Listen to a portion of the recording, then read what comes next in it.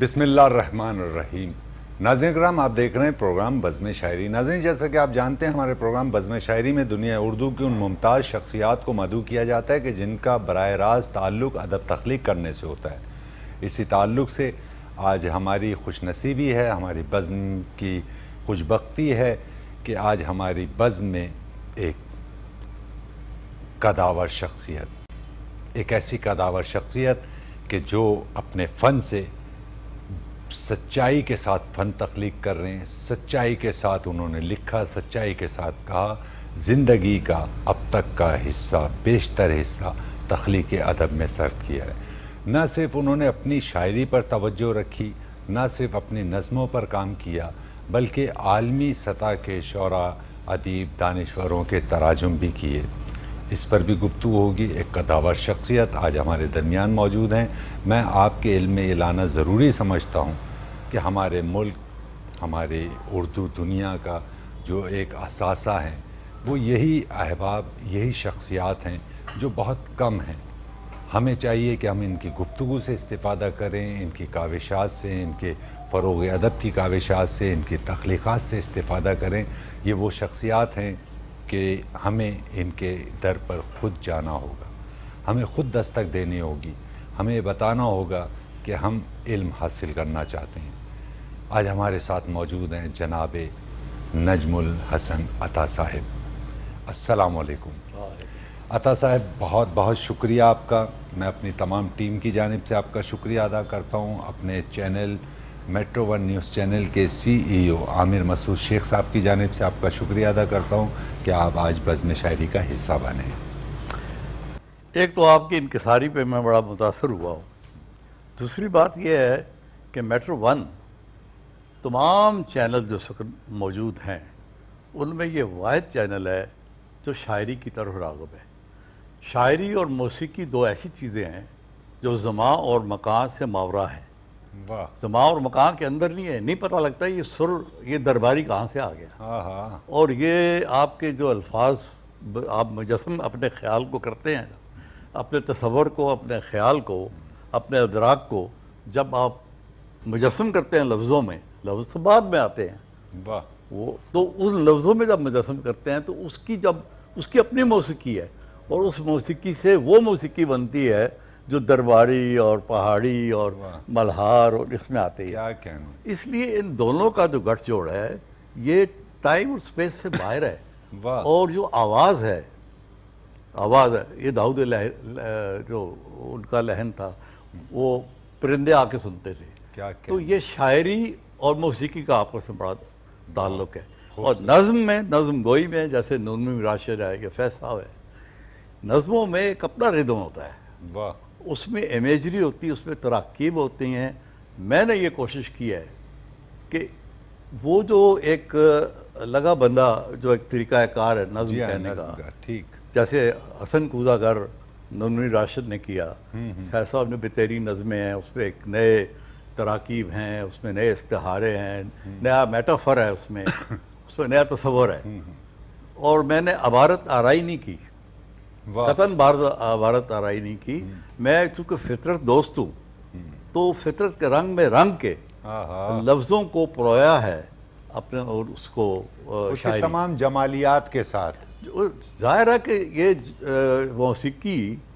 موسیقی بھی اچھی، موسیقی اور شاعری جمالیاتی فن ہے یہ، بے شک۔ یہ اگر اپنے اس نہج پہ ہے، اس معیار کے نہج پہ ہے، تو یہ جو ہے یہ بہت بڑی چیز ہے۔ اس کا آہنگ جو ہے، جیسے کہتے ہیں نا اقبال کا آہنگ جو ہے وہ بہت بلند ہے، اور فیض کا جو ہے وہ بڑا نرم ہے، سافٹ ہے اس کا۔ تو یہ اس طریقے سے میں نے کیا ہے۔ عطا بھائی، بہت شکریہ کہ آپ نے آغاز ہی میں ایک خوبصورت گفتگو کا آغاز کیا، اور بلا شبہ وہ ہزاروں لاکھوں احباب جو اس وقت آپ کو سماعت کر رہے ہیں، اور مجھے یقین ہے کہ وہ آپ کی اس خوبصورت گفتگو سے استفادہ کریں گے، آپ کے کلام سے، شعری کلام سے استفادہ کریں گے۔ اگر آپ مجھے اجازت دیجئے تو میں آپ کی کتب کے سرورق بھی ان نگاہوں تک پہنچانا چاہتا ہوں جو اس وقت آپ کو دیکھ رہے ہیں اور آپ کو سماعت کر رہے ہیں۔ ناظرین کرام، دو کتابیں میرے پاس اس وقت موجود ہیں، اور میں یہ چاہتا ہوں کہ آج کے تخلیق کار نجم الحسن صاحب کی جو گفتگو آپ سماعت کر رہے ہیں، ان کی کتب پر بھی گفتگو ہوگی، اور میں چاہوں گا کہ ان کے سرورق بھی آپ دیکھیے۔ عالمی شعراء کے منظوم تراجم ہیں سوچ کنارے۔ یہ ایک خوبصورت کتاب ہے، اس میں آپ کو جو بنیادی چیز ہے جن کے تراجم کیے ہیں نجم الحسن عطا صاحب نے، اس میں امریتا پریتم ہیں، خلیل جبران ہیں، شیلے ہیں، پھر موزے تنگ ہیں، پھر محمود درویش ہیں، رابندر ناتھ ہیں، اور دیگر احباب اسی قد کے لوگ ہیں کہ جن کے تراجم اس میں موجود ہیں۔ نجم الحسن صاحب سے ابھی اس پر بھی بات ہوگی۔ پھر ایک کتاب میرے پاس اور موجود ہے نجم صاحب کی، اس کو میں آپ کی سماعتوں تک پہنچاتا ہوں۔ برگھائے تازہ، یہ نظمیں ہیں، اس کے تعلق سے بھی گفتگو ہوگی نجم صاحب سے، عطا صاحب سے۔ خوبصورت کلام موجود ہے اس میں، خوبصورت کلام سماعت کریں گے۔ عطا صاحب، جیسا کہ آپ نے گفتگو کے آغاز میں موسیقی اور شاعری کے آپس کے ملاپ کے تعلق سے اظہار فرمایا، اس پر بھی ہم گفتگو کریں گے، لیکن وہ بہت سارے احباب جو شاید اس سبب سے کہ آپ کا شمار ان شعراء کرام میں نہیں ہوتا جو اپنے تخلیقات کا پرچار کرتے ہیں، اپنی شہرت کے لیے تگ و دو کرتے ہیں، اپنی شاعری کو پبلش کرانے کے لیے پیسے کا استعمال کرتے ہیں، اپنی شہرت کے لیے پیسے کا استعمال کرتے ہیں۔ آپ ان سب چیزوں سے الگ کھڑے ہو کر صرف سنجیدہ ادب تخلیق کر رہے ہیں۔ آپ کو اس سے کوئی سروکار نہیں ہے کہ آپ کا ادب کہاں تک پہنچ رہا ہے، کہاں تک نہیں پہنچ رہا۔ آپ اپنے حصے کا کام انتہائی دیانت سے ادا کر رہے ہیں۔ تو میں یہ جاننا چاہوں گا کہ شاعری کا آغاز کس طرح سے ہوا، شاعری آپ کی جانب آئی یا آپ شاعری کی جانب بڑھے؟ کچھ تھوڑا سا آغاز کے تعلق سے بتائیے۔ سوال بڑا آپ نے اچھا کیا۔ دیکھیں جی، میں ایبٹ آباد میں پیدا ہوا ہوں جی، اور ایک سیاسی گھرانے میں پیدا ہوا ہوں۔ بڑی تکالیف دیکھی، ریاستی جبر بھی دیکھا۔ تو اس وقت ہم لوگ بولتے تھے ہند کو۔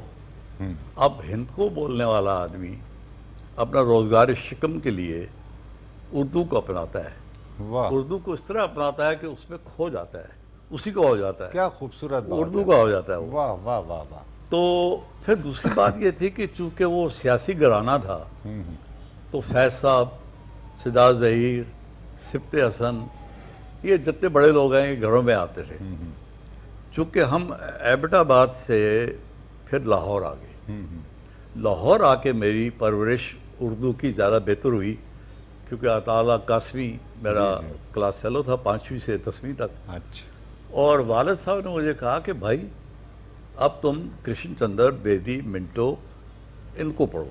اب میں نے ان کو پڑھنا شروع کیا اچھا، تو پھر ایک کتاب سے لگاؤ ہو گیا۔ واہ، پھر میں نے ساحل دیوانی کو پڑھنا شروع کیا۔ ہاں ہاں، پھر اس کے بعد فیض احمد فیض، وہ تو گھروں پہ آتے تھے، اچھا، وہ پڑھنا شروع کیا۔ تو میں بھی گنگنانے لگا کہ بھائی یہ کچھ کرو۔ پھر اس کے بعد میری بیٹی بھی وہ انگلش میں بہت بہتر تھی، اچھا، تو وہ شیلے، کیٹس، بائرن، وڈزورتھ، اس کی نظمیں میرے ساتھ تبادلہ خیال کرتی تھی، اچھا، صاحبزادی۔ صاحبزادی۔ اب میں ایک رات کی بات بتاؤں کہ رات کو کوئی 12 بجے اس کا امتحان تھا، تو کہنے لگا وہ یہ نظم جو ہے یہ میری سمجھ سے باہر ہو رہی ہے، یہ اچھا، آپ بتائیں۔ اچھا، اب میں جب اسے بتانے لگا تو میری بیوی ساتھ لیٹی ہوئی تھی، رات کو 12 بجے کے، تو بیوی کہنے لگی کہ یہ آپ کیا واحد باتیں کر رہے ہیں۔ اچھا، میں نے کہا بھائی نظم سمجھا رہا ہوں اس کو، ہاں، اس میں ایسے ہی ہوتا ہے واہ، کہ وہ اچھا۔ اب وہ میرا میلان جو ہے نا، پھر اس کے بعد جب میں نے وڈزورتھ کو پڑھا، جب میں نے نورمی راشد کو پڑھا، جب میں نے پشکن کو پڑھا، تو یہ سارے نظم گو شاعر تھے، کیونکہ ان کے ہاں جو ان کی ثقافت ہے اس میں غزل کا کوئی نہیں ہے، جگہ نہیں بنتی ہے، جگہ نہیں بنتی، وہ ان کا ثقافت میں آئی نہیں ہے۔ ٹھیک ہے، لیکن غزل گوئی ہمارے یہاں یہ مشرق کا خاصہ ہے، اور غزل گوئی جو ہے وہ کوئی آسان نہیں ہے. ٹھیک ہے. ہر کوئی کہتے تو سب ہی ہیں، لیکن جو غالب کہہ گئے ٹھیک. یا فیض کہہ گئے تو جوش نے بھی دیکھے نظمیں کہی ہیں، ٹھیک ہے. غزل بہت کم کی ہے. اسی طرح اقبال نے بھی نظمیں یا رباعیاں یا اس طرح کی چیزیں کی ہیں انہوں نے، وہ بھی نظم گوئی کا ایک حصہ ہے. لیکن شاعری میں ایک غزل کا ایک شعر ایک پوری کتاب میں بھاری ہو سکتا ہے نظم کی. بالکل ٹھیک. اور ایک نظم اگر اچھی لکھی ہوئی ہو، جیسے حسن کوزہ گار ہے ان کی، جی. اور مجھ سے پہلی سے محبت میرے محبوب نہ مانگ، تو ثاقب فاروقی نے شور مچایا کہ بھائی اتنے ایک لائن ہی کافی ہے، باقی تو ایکسپلین کر رہے ہیں آپ. واہ واہ، باقی تو اضافی ہے، وہ یہی مکمل تو ہے. اس طرح پھر میں کتابیں پڑھنے کے یہ ہوتا یہ ہے کہ جب آپ کتابوں پڑھنے کتاب دوست ہو جائیں جب آپ، ٹھیک. تو پھر آپ کتاب کو چھوڑتے نہیں ہیں. اچھا، کتاب کے ساتھ میرے ساتھ ایک اور بھی چیز تھی کہ میں ہاکی کا پلیئر بھی تھا. اچھا. یہ سمیع اللہ اور یہ سارے، اچھا. میں نے 1970 میں پشاور میں ہماری فائنل میں آئی تھی ٹیم، اور ہار گئی تھی اس سے پنجاب کی یونیورسٹی کی ٹیم سے. ان میں 9 اولمپئک تھے، اور پاکستان جو یونیورسٹی کی ٹیم بنی اس میں ایک میں بھی تھا. اچھا. واہ. اب لیکن میں پڑھائی کی طرف، کتابوں کی طرف، کلب ہمارا یہاں تھا، لیکن میں نے کہا اگر میں اس طرف لگا رہا تو پھر میرا یہ جو اصل منشا ہے وہ چیز رہ جائے گی. وہ تو ڈسٹرب. پھر وہ اس طرف میں نے زیادہ دھیان نہیں دیا، اور میں نے اس شاعری کی طرف آ گیا.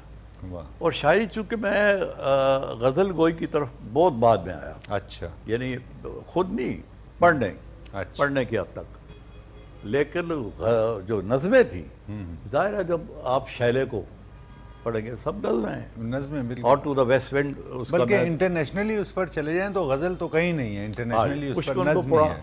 اس طرح پشکن کی نظمیں، اس طرح زلفیہ خانم کی نظمیں، واہ. اس طرح آپ کے میرا جی کی نظمیں، تصدق حسین کی نظمیں.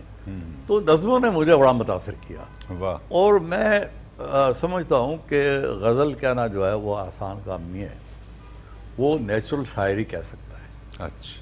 ہم وہ شاعر ہیں جو شاعری کی طرف گئے ہیں. ٹھیک ہے. جو آپ نے شروع میں سوال کیا نا، بہت اچھی بات. شاعری ہماری طرف نہیں آئی، بلکہ ہم ایک ہندکو اسپیکنگ جو ہے وہ شاعری کی طرف گیا ہے. اور اس نے کہا کہ دیکھو شاعری کرنی ہے اگر نظم میں تو اس کا میٹافر، اس کی تراکیب، اس کی امیجری بڑی مختلف ہو، بالکل ٹھیک. اس کی فوٹوگرافی ایسی ہو نظم کی واہ واہ. کہ جیسے 2 بیگھہ زمین کا میں نے ترجمہ کیا رابندر ناتھ ٹیگور کا، وہ پوری کی پوری اس کو مجسم کیا میں نے لفظوں کو فوٹوگرافی میں. بہت اچھی بات ہے. تو وہ امیجری بڑا ضروری ہوتی ہے بہت نظم کے خوبصورت بات ہے. اندر. اس کا ردم اپنا ہوتا ہے. بہت اچھے. میں آپ کی گفتگو میں اگر مخل ہوں اور پیشگی معافی چاہتا ہوں، اور میں چاہتا ہوں کہ کم وقت میں زیادہ سے زیادہ آپ سے علم جو ہے وہ حاصل کریں. نظم کی بناوٹ کے تعلق سے جس طرح سے آپ نے اپنے خیالات کا اظہار کیا، تو ایک بار ہم جان بھائی کے ساتھ بیٹھے ہوئے تھے، تو میں نے ان سے یہ معلوم کیا کہ جو آزاد نظم ہے اس کی اصل میں خوبصورتی ہے کیا اور اس کی بدصورتی کیا ہے، دونوں پر آپ مختصر سا مجھے بتائیں تاکہ میرے علم میں اضافہ ہو. تو انہوں نے ایک بات کہی جو اب موجودہ شعراء میں دیکھ رہا ہوں کہ اس میں سے کوئی ایک شاعر بھی اس پر پورا نہیں اتر رہا. آزاد نظم، جیسا کہ آپ نے کہا کہ غزل ایک مشکل کام ہے، اور میں یہ سمجھتا ہوں کہ آزاد نظم اس سے بھی زیادہ مشکل کام ہے اگر آپ اسے اس کے فارمیٹ پہ تحریر کریں. یعنی انہوں نے غزل کی خوبصورتی یہ بتائی کہ اس کی ظاہری شکل ایسی ہو کہ وہ دیکھنے میں بری نہ لگے. یہ غزل کی نظم کی خوبصورتی، آزاد نظم کی. ایسا نہیں ہے کہ ایک لائن بہت طویل ہے اور ایک لائن بالکل ہی آپ نے فعلن کے وزن پہ یا فاعلات کے وزن پہ آپ نے لکھ دی اور وہ پڑھنے والے کو، قاری کو پریشانی ہو رہی ہے.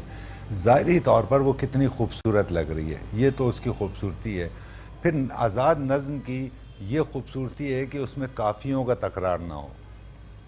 اور ہم بیشتر شعراء کو آج دیکھتے ہیں کہ انہوں نے ردھم کے لیے قافیوں کو رکھا ہوا ہے، پنچ لائن کے طور پہ بھی قافی آ رہے ہیں، تو ہم سمجھتے ہیں وہ آزاد نظم نہیں ہے. میرا یہ خیال ہے. تو اس پر مستند رائے آپ کی ہوگی کہ آزاد نظم میں اگر قافیے آتے ہیں، کہیں تکرار ہوتی ہے قافیوں کی، تو وہ آزاد نظم رہتی ہے؟ میں آپ کو یہ بتاؤں کہ قافیہ ردیف تو اس میں نہیں ہے، میں اس کا ردم ہے سارا. ٹھیک ہے. اور میں اگر آپ کو ایک نظم آدھی سناؤں گا کیونکہ طویل ہیں، جی جی تو ضرور. ایک نظم میں سناؤں گا جس سے آپ کو یہ ردم کا پتہ لگے. ٹھیک ہے. اچھا وہ نظم کا جو میں نظم ایسے نہیں کہہ رہا تھا کہ بھئی چلتے پھرتے کہہ دی کوئی. ٹھیک. ایسے شاعر بھی ہیں جو اس کرسی پہ ایک دیوان لکھ سکتے ہیں. بالکل صحیح ہے. ٹھیک ہے جی. بالکل میں وہ ٹھیک نہیں ہے کہ کرسی پہ دیوان لکھوں، لیکن مثلا میں یہ سوچ رہا ہوں کہ ہمارے لوگ جو ہیں سوچ کے لحاظ سے، سائنس اور ٹیکنالوجی کے لحاظ سے ٹھیک ہے. آج سے 400 سال پیچھے ہے. واہ تو میں نے وہ نظم کی ہے برگ آئے تازہ میں، واہ. اور وہ میری پہلی نظم ہے اس میں. تو اس کا میں نے ایک قصہ آپ کو سناتا ہوں تاکہ آپ کو یہ پتہ چل جائے کہ ردم کیا ہے ٹھیک ہے. اور خیال کو کیسے مجسم کیا ہے. ٹھیک ہے. خیال کو اور تصور اس کے بعد آتا ہے. ٹھیک ہے. تصور کی الگ ایک کہانی ہے اس میں. یہ خیال کو میں نے لفظوں میں اور ردم میں آپ سنیں. ہم بھی دیکھ لیں سحر، واہ. یہ اس کا عنوان ہے. لو اب گھڑی میں 20ویں صدی کی رات ہو چکی. ہاں. لو اب گھڑی میں 20ویں صدی کی رات ہو چکی ہے. جس سمے پہ ہم کھڑے ٹھہر گئی ہیں سوئیاں. یہ 16ویں صدی کے عین وسط میں، یہ 16ویں صدی کے عین وسط میں، جہاں پہ اپنی آنکھ کی بصارتوں کو روند کر، جہاں پہ اپنی آنکھ کی بصارتوں کو روند کر 1000 سال رات کے پرانے جال کے تلے کھڑے کھڑے قدورتوں کے ناخنوں سے نوچتے ہیں ایک دوسرے کا ماس. واہ واہ. قدورتوں کے ناخنوں سے نوچتے ہیں ایک دوسرے کا ماس. انہیں بھلا میں کیا کہوں، انہیں بھلا میں کیا کہوں جو گزرے کل کی داستاں نظارے ذہن میں لیے. بہت ہی دیر سے یہ پوچھتے ہیں شب گھڑی کہاں گئی. بہت ہی دیر سے یہ پوچھتے ہیں شب گھڑی کہاں گئی. میں کیا کہوں کہ بلحوث میرے مزار شہر کی خاموشیوں پہ حکمراں.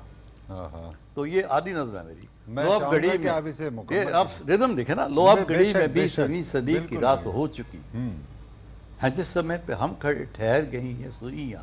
یہ 16ویں صدی کے عین وسط میں. اور پھر آگے قدورتوں کے ناخنوں سے نوچتے ہیں ایک دوسرے کا ماس. واہ. اب یہ لمبی چھوٹی لائن نہیں، یہ اس طرح آ رہی ہے آپ کی ردم. بے شک بے شک. ردم یوں آ رہا ہے. بالکل بالکل، اس میں کوئی شک یعنی اگر آپ درباری لفظوں میں لکھنا چاہیں تو وہ بھی اسی طرح آئے گی. اچھا پھر ایک چیز اور بھی ہے، جیسا کہ آپ نے ردم سے لبریز نظم کے چند سطریں پیش کی، تو ہم یہ بھی سمجھتے ہیں کہ بہت ساری چیزیں ایسی بھی نظم کے پیرائے میں کہی جاتی ہیں کہ جس میں ردم شاید اس طاقت سے اپنی وضاحت نہیں کرتا ہے، لیکن اس کی جو وہ ایک بحر میں جس کے وہ ٹکڑے کر رہے ہیں وہ کس سلیقے سے کیے جا رہے ہیں، وہ اپنے تئیں خود ایک ردم کی خوبصورت شکل میں وہ میرا خیال ہے بن جاتی ہے. تو یہ تو پھر بہت باکمال چیز ہے کہ نظم میں اگر ردم اس طرح سے ردم کے بغیر تو ہوتا ہی نہیں ہے نا. ردم کے بغیر تو ہوتا ہی نہیں. ٹھیک ہے بالکل. وہ تو آپ یہ کہ آپ بحر کو کہیں سے بھی توڑیں گے وہ تو نثری نظم ہو جاتی ہے. ہاں بالکل. اور نثری کو نظم کہنا ہی نہیں چاہیے. نظم تو ہوتی ہے وہ اس کو ردم. اگر ردم نہیں ہے تو نظم نہیں ہے. تو خوبصورت آپ نے نظم کی سطریں پیش کی ہیں. اور عطا صاحب ہم تو یہ چاہیں گے کہ ورنہ عموماً ایسا ہوتا ہے کہ ہم وقفے سے قبل گفتگو کرتے ہیں اور یہ چاہتے ہیں کہ گفتگو کا شرف حاصل کریں، لیکن اتنے خوبصورت آپ کلام پیش کر رہے ہیں تو ہم یہ چاہیں گے کہ آپ نے اس کی بنیاد رکھ ہی دی ہے تو آپ مزید کلام عطا کیجیے. اچھا ایک نظم ہے اندھے شہر کا سورج. واہ. اب وہ نظم اس میں آپ دیکھیں کہ وہ تھوڑی سی سیاسی بھی ہے. وہ ٹھیک. جانے کیسے شہر پہ آیا سورج لے کر کرنے. واہ. جانے کیسے شہر پہ آیا سورج لے کر کرنے. یہ تو برسوں سے اندھا ہے پتھر جس کے باسی. یہ تو برسوں سے اندھا ہے پتھر جس کے باسی. آخر کب تک پتھریلی دھرتی پر کرنے اپنا روپ گنوا کر پتھر کی بیکار سیلوں پر کل کے خواب بنیں گی. کیا کہنے، کیا آخر کب تک پتھریلی دھرتی پر کرنیں اپنا روپ گوا کر پتھر کی بیکار سیلوں پر کل کے خواب بنیں گی. مردہ پتھر بے حس گمسم جو دھرتی کا بوجھ بنے. آہا، کومل کرنیں سینہ چیرے یہ کیسے ممکن ہے. کومل کرنیں سینہ چیرے یہ کیسے ممکن ہے. آہا، خاموشی کا شیشہ توڑیں اور بلا یہ بے حس پتھر آہا، اپنے بے پایاں لاوے سے اندھے شہر کے جنگل کو اب آگ لگا دو. کیا کہنے، سورج کو کہہ رہا ہوں. کیا کہنے. اپنے بے پایاں لاوے سے اندھے شہر کے جنگل کو اب آگ لگا دو. کرنوں سے کب کام چلے گا. آہا، کرنوں سے کب کام کب چلے؟ کام چلے گا. آگ لگے گی راکھ اڑے گی چند سلگتے انگارے بھی رہ جائیں گے. آگ لگے گی چند سلگتے انگارے بھی رہ جائیں گے. انگارے جب بجھ جائیں گے پھر موسم کے وار سے آئیں گے بن کر ہیرے. انگارے سے بنتا واہ واہ، ہے. چند سلگتے انگارے بھی رہ جائیں گے. انگارے جب بجھ جائیں گے پھر موسم کے وار سے آئیں گے بن کر ہیرے. پتھر سے تو بہتر ہوں گے واہ. جو خاموشی کے شیشے کو کاٹ سکے گی. کیا کہنے، کیا کہنے، کیا کہنے، کیا خوبصورت نظم. اب ایک نظم شیخ سعدی کا ایک قطعہ ہے وہ فارسی میں تھا. جی جی، اب وہ ذرا طویل نظم ہے اگر ٹائم ہو تو سنا دوں. جی جی، ضرور عطا کیجیے. وہ یوں ہے کہ شیخ سعدی یہ کہہ رہے ہیں کہ یہ جو مجھ سے آپ کو خوشبو آ رہی ہے جیسے میں نے کہا کہ انکساری جو ہے جی جی، وہ بھی ایک خوشبو ہے. بے شک. یہ مجھ سے جو علم کی خوشبو آ رہی ہے واہ، سعدی صاحب کہہ رہے ہیں یہ میرا نہیں ہے. یہ جن لوگوں میں بیٹھا ہوں کیا کہنے. یہ ان کی دین ہے آہا، کہ جو آپ کو مہک آ رہی ہے. بے شک. مہک سی مہک آپ کو آ رہی ہے یہ ان کی خوشبو ہے. اب میں نے یہ 4 لائنیں کو 35 لائنوں میں کہہ دی. اچھا، واہ. اسی لیے خاور صاحب نے وہاں لکھا ہے کہ تبازات میں اور تراجم جو انہوں نے منظوم کیے ہیں میرے بارے میں کہا اس میں کوئی حد فاصل نہیں ہے. اس میں کوئی حد فاصل نہیں ہے. لگتا ہے یہ بھی تبازات ہے. واہ. اب وہ ہوا یہ ہے کہ ان کی ان 4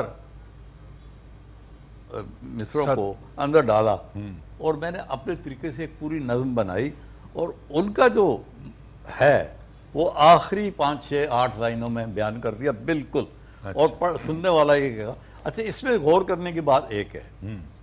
وہ غور کرنے کی بات یہ ہے کہ آپ کو سرد جھونکا جو میں نے لیا ہے جی جی، اس کو ذہن میں رکھنا ہے کہ سرد جھونکا کرتا کیا ہے واہ، پوری کائنات میں.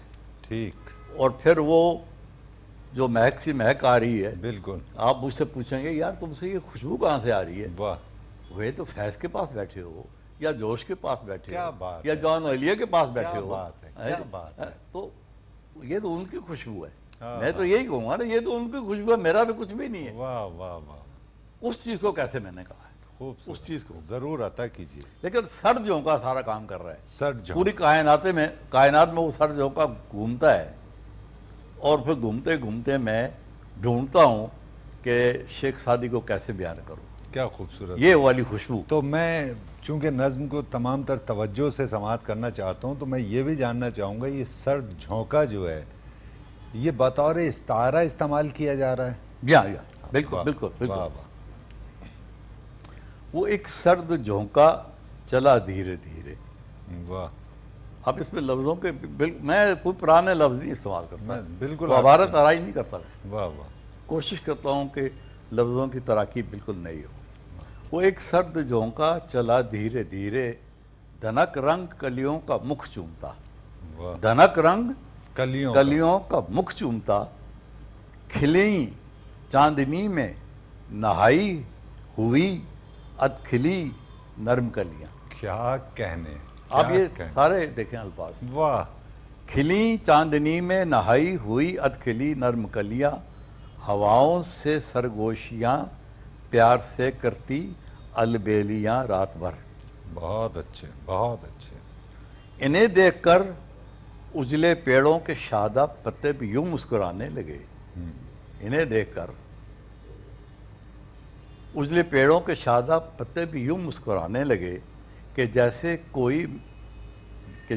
کوئی اپنے محبوب کے مسکراتے ہوئے ہونٹ جادو برے چوم لے. کیا کہنے کہ جیسے کوئی اپنے محبوب کے مسکراتے ہوئے ہونٹ جادو برے چوم لے.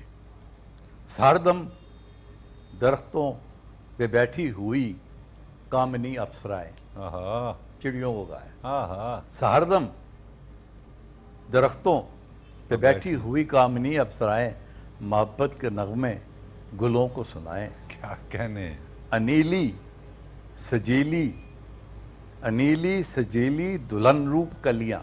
آہا اب پھولوں کی اگر آپ نے صفات بیان کرنی ہے تو انیلی سجیلی دلہن روپ کلیاں جو بھنوروں سے گھونگھٹ میں جوبن چھپائے. بہت اچھے واہ جو بھنوروں سے گھونگھٹ میں جوبن چھپائے مگر سرد جھونکا جو مکھڑے سے آنچل ہٹا دے ذرا. کیا کہنے مگر سرد جھونکا جو مکھڑے سے آنچل ہٹا دے ذرا تو بھنورے وہیں ان کے مکھ چوم لے. آہا تو بھنورے وہیں ان کے مکھ چوم لے. سنہری کرن بدلیوں میں کہیں شام کو شنگرفی آفتاب اپنے منہ کو چھپائے تو پھر نیند کی کشتیاں بادباں کھول دے. پھر رات ہونے لگی. واہ سنہری کرن بدلیوں میں کہیں شام کو شنگرفی آفتاب اپنے منہ کو چھپائے پھر نیند کی کشتیاں بادباں کھول دے. واہ کناروں پہ ساکت جہازوں کے اطراف پر جگنوؤں کی طرح روشنی جگمگائے. کھلے پانیوں پر بھٹکتے ہوئے ابر پاروں کا جھرمٹ ہی جھرمٹ چپ چاپ پریوار جھومر. آہا چپ چاپ پریوار جھومر سمندر کی لہروں پہ چندہ کی آسودگی سے رواں سرد کرنوں کی اٹکے. کیا کہنے اب یہ پورے کارنامے پہ جا رہا ہوں. میں آ رہا ہوں بے شک. اب شاہ جی کی طرف. واہ سمے سا سمے جس میں سوئی ہوئی رات عالم پہ چھائے. آہا یہ سترنگ موسم جو بیان کیا گیا واہ وہ ایک سرد جھونکا. یہ سترنگ موسم وہ ایک سرد جھونکا کہ جس کا سفر ختم ہونے لگا. آہا کہ جس کا سفر ختم ہونے لگا مگر جاتے جاتے گلابوں کے گھر سے اڑا لایا وہ اپنے ساتھ کارواں خاک کا. کیا کہنے واہ جتنے وہ پھولوں کے نیچے اور کلیوں کی باتیں ہو رہی ہیں وہ اپنے ساتھ اڑا کے لے آیا واہ جہاں کلیوں کی جی اس خاک میں خوشبو تھی لے کے آ گیا. کہیں ریت کے ایک ٹیلے سے کچھ دور جو آ رکا. اور وہ ٹیلا جو لے کے آ گیا وہ ایک اور ریت کے ٹیلے کے سامنے آ کے کھڑا ہو گیا. وہاں تک لایا. امبری خاک کا ایک پرکار ٹیلا بنا تو پھر ریت کے اس پرانے سے ٹیلے نے پوچھا.